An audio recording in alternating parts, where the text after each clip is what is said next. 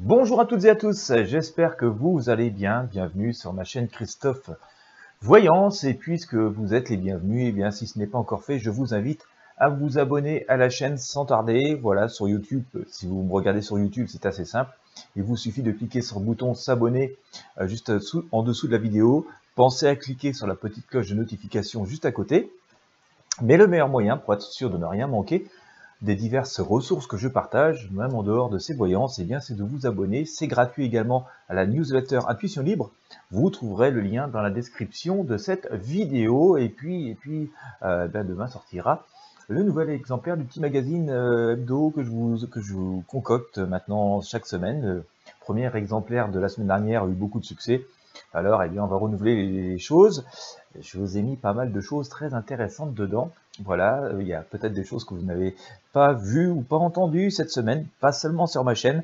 Eh bien, tout ceci sera à votre disposition. Et donc, le meilleur moyen de ne rien manquer de tout ça, c'est de vous abonner à la chaîne et de vous abonner à la newsletter Intuition Libre.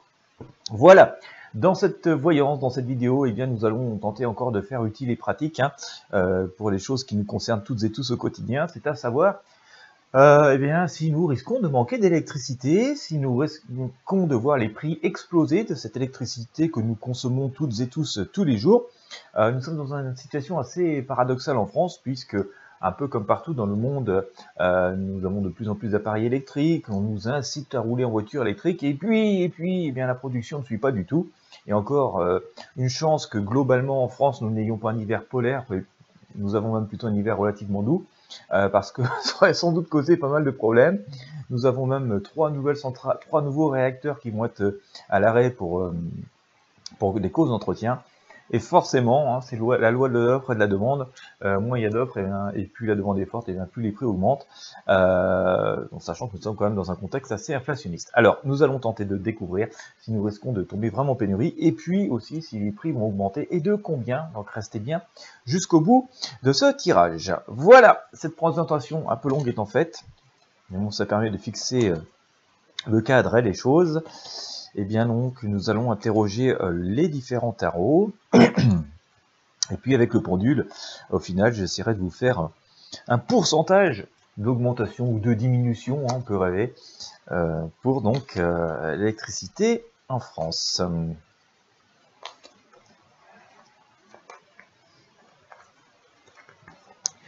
Alors, où ça en est ?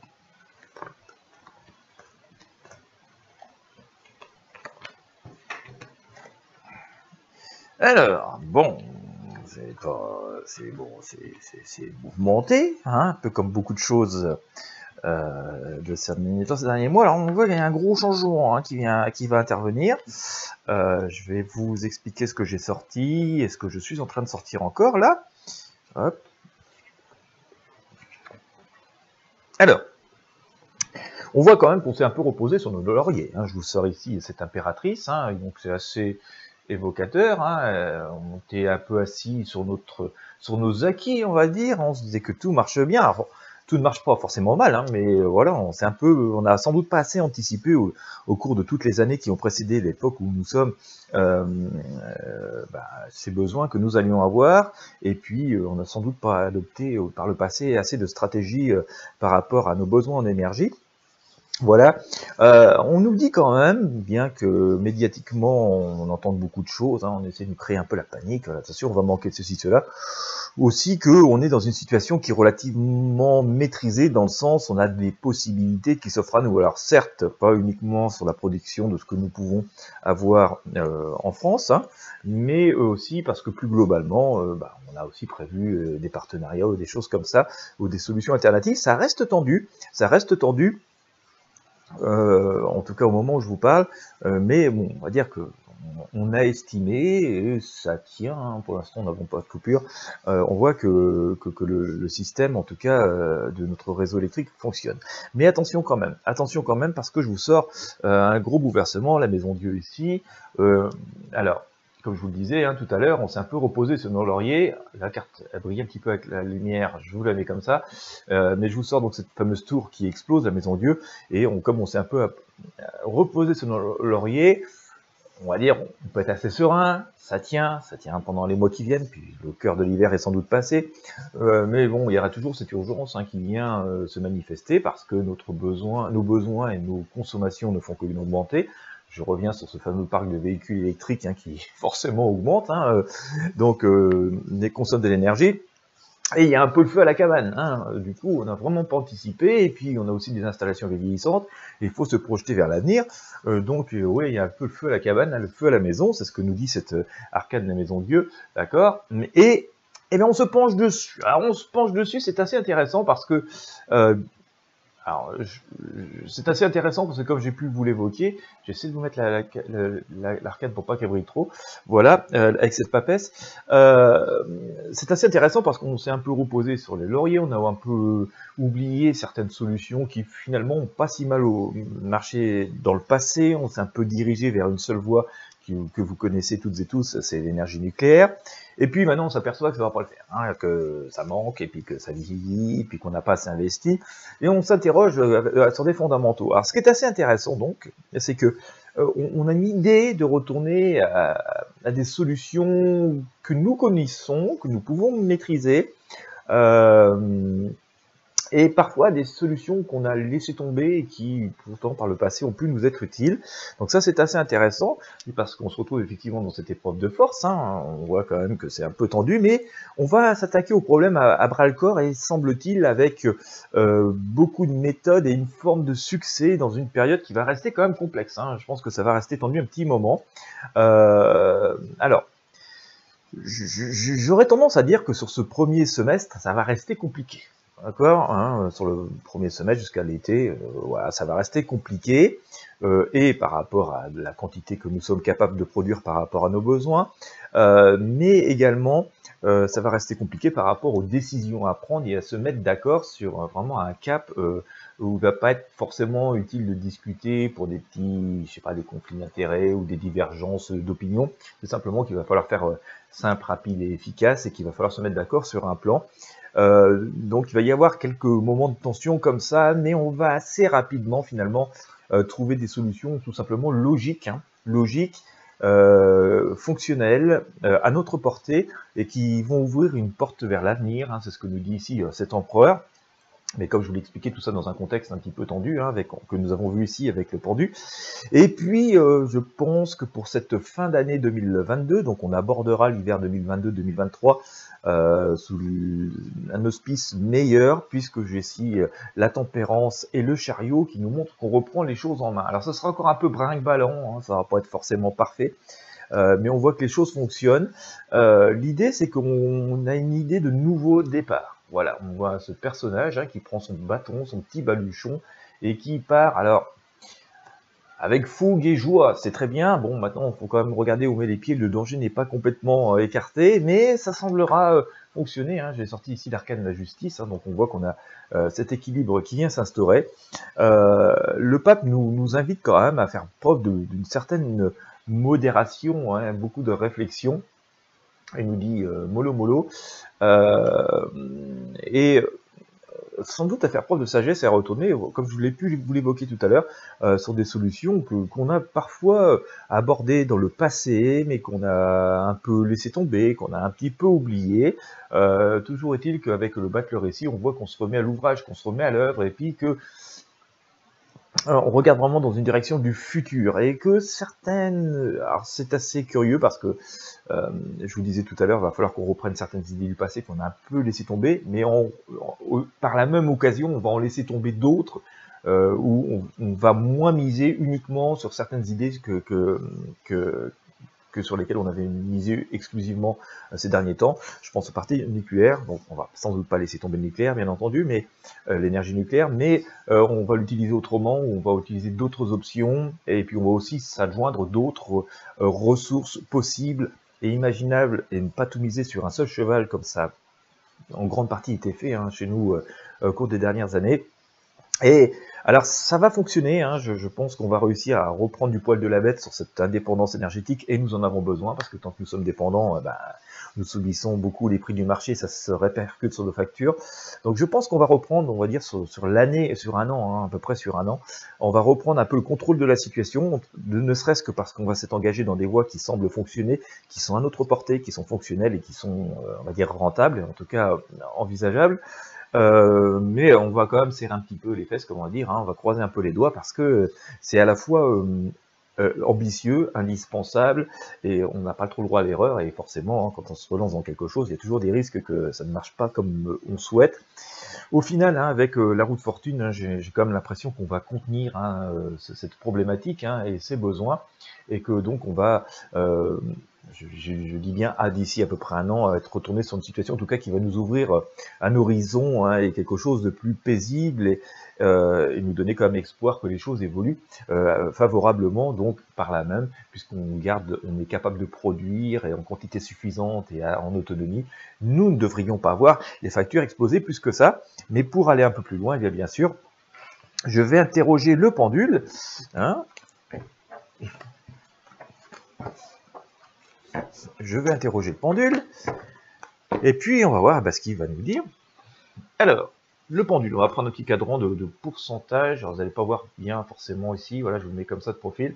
C'est un cadran de pourcentage, hein. On va interroger avec le pendule, savoir si nos factures d'électricité sont susceptibles d'augmenter, on va dire, dans les 1 an qui viennent, hein. Et si oui, de combien? Je parle des factures d'électricité en France, tout particulièrement sur l'Hexagone, parce que je ne sais pas trop comment ça fonctionne sur les dom-tom.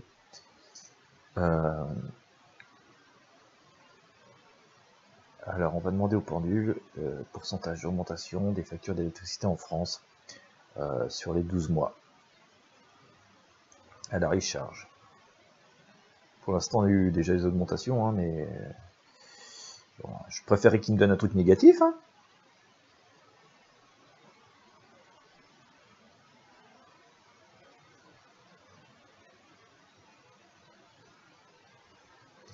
J'ai un truc qui tourne sur les 10%, hein, grosso modo, hein. Voilà. J'ai un truc une augmentation qui est sur 10%. Alors, ouais, j'ai 10% sur les 1 an. Bon, on va dire c'est 10% de trop, d'accord. Je ne sais pas non plus, il faudrait vérifier si c'est explosif par rapport à des années habituelles. Il faudrait regarder sur les 5 ou 10 dernières années, regarder combien ça a augmenté éventuellement annuellement pour voir si ces 10% correspondent à ce qu'on a assez logiquement. Mais bon, bien sûr, comme vous toutes et vous tous, je me dis que c'est toujours 10% de trop. Cependant, 10%, vous voyez, c'est pas non plus une augmentation absolument vertigineuse comme pourrait l'être une augmentation de 30-40%, hein, qui serait vraiment énorme. Donc on voit que c'est quand même relativement contenu, sachant aussi qu'il peut peut-être y avoir des dispositifs qui permettent de compenser cette augmentation sur nos factures, hein. Je pense aux chèques énergie ou des choses comme ça qui pourraient être mis en place. Ce sera à voir. Donc on voit qu'il y a une augmentation qui, bien qu'elle soit de trop, bien sûr, reste relativement contenue. On voit aussi qu'assez rapidement, on va être capable de mettre en place des solutions, parfois qui font appel à des choses qu'on avait un peu délaissées. Mais on va être capable de mettre en place des solutions assez rapides. Alors quand je dis assez rapide, ça va pas se faire en une semaine, mais on voit que sur une année, on peut avoir repris du poil de la bête, avoir refixé un cap et de solutions qui fonctionnent et qui nous permettent dans le futur de ne pas être trop dépendants, de ne pas avoir de rupture et de pouvoir contenir bien entendu les prix, puisqu'on produit, ça peut fonctionner. J'ai toujours été d'ailleurs pour ma part surpris qu'on n'incite pas plus que ça les dispositifs individuels, hein. Il y a des aides de l'État notamment pour les panneaux solaires ou des choses comme ça. Ça existe, hein, il y a des personnes qui l'ont fait, mais finalement peut-être qu'il aura fallu massivement inciter ça encore plus, hein, vraiment aider peut-être encore plus massivement les personnes, peut-être même que l'État installe gratuitement des panneaux solaires sur les toits des maisons, et puis en échange, je sais pas, bien sûr d'une réduction d'électricité pour l'habitant, ou d'une location de l'espace, je ne sais pas trop quoi, parce que ça aurait pu produire beaucoup d'énergie, comme on aurait pu en installer sur le toit des immeubles. Voilà, c'est une source d'énergie quasiment intarissable, alors certes fluctuante en fonction des saisons, mais voilà, tant qu'il y a de la lumière, il y a de l'espoir et puis il y a de l'énergie. J'ai toujours été surpris que voilà, si on réunit tous les toits de France, tous les toits exposés au sud, ça en fait des hectares et des hectares de panneaux solaires, et donc forcément une quantité d'énergie. Entre autres, voilà, c'est sans doute pas la seule source. Il y a des cours d'eau aussi qu'on pourrait sans doute exploiter. C'est assez marrant d'ailleurs parce que pas loin de chez moi, il y a quelqu'un, un particulier, qui s'est décidé à remettre en route une station hydroélectrique. C'était un ancien agent d'EDF, je crois, de mémoire. Et donc vous voyez, et autrefois, jusqu'aux années 50-60, il y avait pas mal sur les cours d'eau, dans les rivières, des turbines qui produisaient de l'électricité, pardon. On a laissé tomber ça après parce que ça coûtait moins cher avec le nucléaire et tout ça, soi-disant, mais bon, on se retrouve quand même assez dépendant, et c'est dommage de s'être privé de ces énergies. Et puis, sans doute que si on avait généralisé le truc, forcément, ça aurait baissé le coût de mise en place de ce genre de solution. Voilà, alors peut-être qu'elles sont à réinstaller, parce qu'il y a encore des endroits où les structures existent, et qu'il suffirait d'un peu de nettoyage, un peu de remise à jour pour se remettre à produire. C'est toujours ça de prix. Voilà, bon écoutez, on voit qu'on risque pas de se retrouver à s'éclairer à la bougie, sauf si on le souhaite, mais voilà, on devrait pas retourner à la bougie ni à la lampe à huile trop rapidement, ça devrait tenir. On doit pouvoir espérer que, notamment si on investit nous-mêmes dans des véhicules électriques ou des choses comme ça, pouvoir avoir l'énergie nécessaire pour pouvoir les utiliser. Et puis on voit que si augmentation il y a, elle reste relativement modérée, et puis peut-être même qu'il y aura d'ailleurs des compensations qui feront qu'on restera dans quelque chose de supportable. Voilà, en tout cas on va dire sur l'année qui vient, j'ai mis à peu près ça, sur les 12 mois. Voilà ce que je pouvais vous dire sur le sujet. Eh bien écoutez, j'espère que vous aurez apprécié cette vidéo, ce tirage utile et pratique. Ça nous concerne toutes et tous, tous les jours. Si vous avez aimé, comme d'habitude, je vous invite à mettre un pouce bleu, à partager avec vos amis sur vos réseaux sociaux. Cette vidéo peut leur être utile, et puis ça me permet aussi de faire connaître mon travail. Donc merci de vos partages et de votre aide.